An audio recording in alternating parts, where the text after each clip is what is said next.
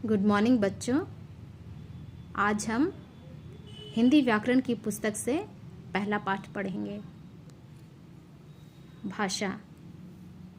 बच्चों, मन में प्रश्न उठता है, भाषा किसे कहते हैं?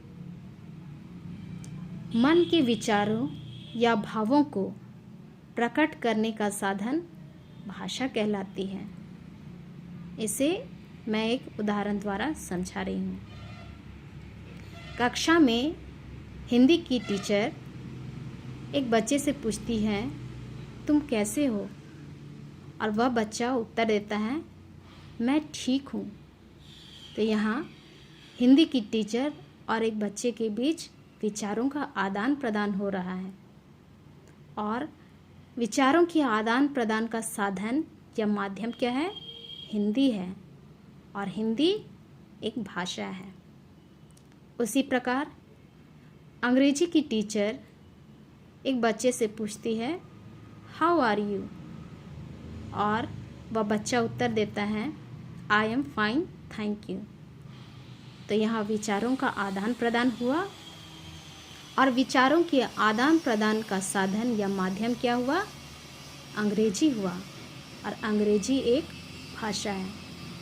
बच्चों, भारत में भी अनेक भाषाएं हैं, जैसे हिंदी, अंग्रेजी, संस्कृत, उर्दू, बांग्ला, पंजाबी, मराठी, गुजराती, मलयालम, तेलुगु आदि।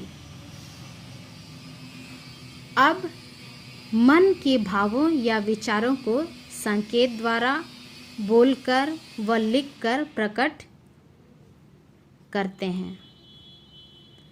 मन के भावों को या विचारों को संकेत के द्वारा, जैसे यहाँ पर चित्र में एक बच्चा संकेत के माध्यम से कह रहा है कि प्रत्युष देख बंदर। यहाँ पर सांकेतिक भाषा का प्रयोग किया गया है। दूसरे चित्र में नमन अपनी दीदी से पूछ रहा है, दीदी तुम्हारा खिलौना सुंदर है या मेरा? तब दीदी कहती है, तुम्हारा खिलौना सुंदर है। इस प्रकार मन के विचारों को बोलकर प्रकट किया गया है, और यहाँ बोलना और सुनना ये दोनों काम हो रहा है। तीसरे चित्र में तनिका पत्र लिख रही है। यहाँ मन के भावों या विचारों को लिखकर प्रकट किया जा रहा है। चौथे चित्र में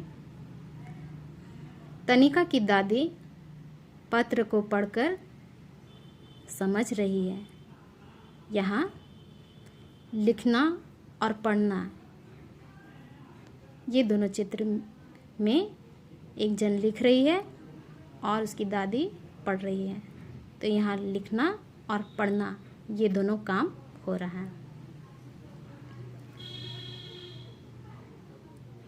और इन्हें देखकर, सुनकर तथा पढ़कर समझा जा सकता है। यहाँ पर हम देख रहे हैं, आप मेरी बातों को सुन रहे हैं, बाद में आप इसे पढ़ेंगे तो आप इसे समझ सकते हैं। अतः भाषा वह साधन है जिसके द्वारा हम अपने मन के भावों और विचारों को प्रकट करते हैं और दूसरे के भावों या विचारों को समझते हैं। बच्चों, भाषा के दो रूप हैं, मौखिक भाषा और लिखित भाषा। जो भाषा मुख से बोली और कानों से सुनी जाती है उसे मौखिक भाषा कहते हैं। जैसे बातचीत करना, एक व्यक्ति मुख से बोलता है और दूसरा व्यक्ति कानों से सुनता है, तो यह मौखिक भाषा कहलाती है। उसी प्रकार मौखिक भाषा को उदाहरण है टीवी देखना, टेलीफोन में बात करना, समाचार बोलना, भाषण देना, आदि। जब हम लिखते हैं और दूसरा उसे पढ़कर समझता है तो वह भाषा रूप लिखित भाषा कहलाती है। अर्थात जब कोई लिखता है और दूसरा व्यक्ति उसे पढ़ता है तो यह लिखित भाषा कहलाती है। जैसे पत्र लिखना, उसे पढ़ना लिखित भाषा का उदाहरण है। इसके अलावा पुस्तक, समाचार पत्र, पत्रिका आदि भी लिखित भाषा का उदाहरण है। हिंदी हमारी राष्ट्रभाषा है क्योंकि हिंदी भारत के अधिकांश भागों में बोली जाती है, इसलिए हिंदी हमारी राष्ट्रभाषा है। चलिए बच्चों, एक्सरसाइज की ओर। यहाँ पर कुछ प्रश्न दिए गए हैं जिनका उत्तर इस प्रकार है। भाषा किसे कहते हैं? मन के विचारों या भावों को प्रकट करने का साधन भाषा कहलाती है।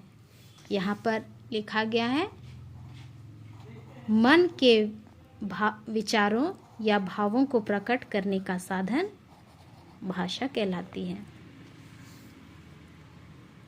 भाषा के कितने रूप हैं? उनके क्या नाम हैं? तो भाषा के 2 रूप हैं, मौखिक भाषा और लिखित भाषा। मौखिक भाषा का उदाहरण है बोलना और सुनना। लिखित भाषा का उदाहरण है लिखना और पढ़ना।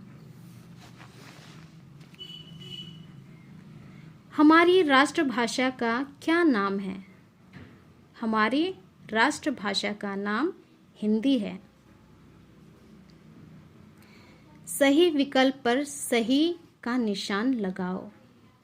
यहाँ कुछ प्रश्न दिए गए हैं और उनके 3 ऑप्शन भी हैं। सही उत्तर पर आपको टिक का निशान लगाना है। चलिए बच्चों, पढ़ते हैं।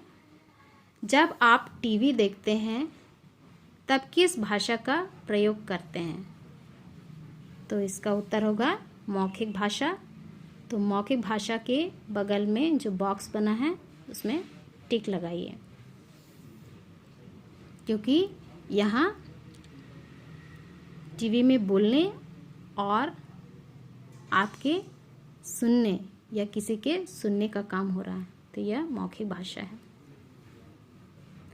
लिखना या पढ़ना किस भाषा का उदाहरण है? तो लिखना पढ़ना लिखित भाषा का उदाहरण है, इसीलिए लिखित भाषा के बगल में जो बॉक्स है उसमें टिक लगाएंगे। हमारी राष्ट्रभाषा कौन सी है?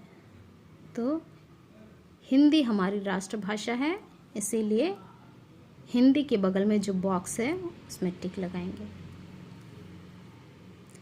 चित्र देखकर भाषा का रूप लिखो। बच्चों, यहाँ 2 बच्चे बातचीत कर रहे हैं, तो यह मौखिक भाषा का उदाहरण है। तो यहाँ पर मौखिक भाषा लिखेंगे। इस चित्र में बच्ची लिखे हुए चीज को पढ़ रही है, इसलिए यह लिखित भाषा का उदाहरण है। तो यहाँ पर लिखित भाषा लिखेंगे। बच्चा टीवी देख रहा है, तो यह मौखिक भाषा का उदाहरण है। नीचे मौखिक भाषा लिखेंगे।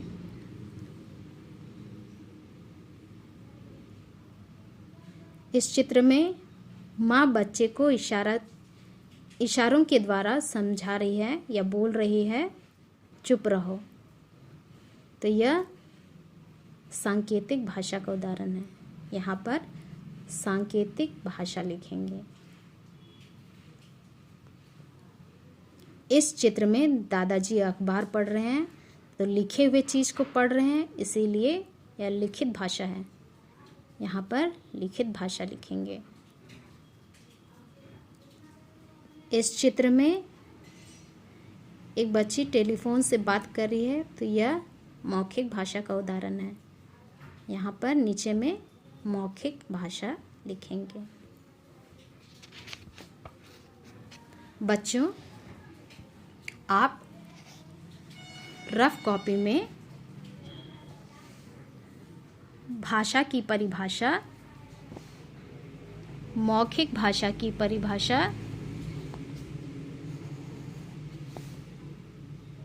और लिखित भाषा की परिभाषा लिखेंगे और इसे याद भी करेंगे। धन्यवाद।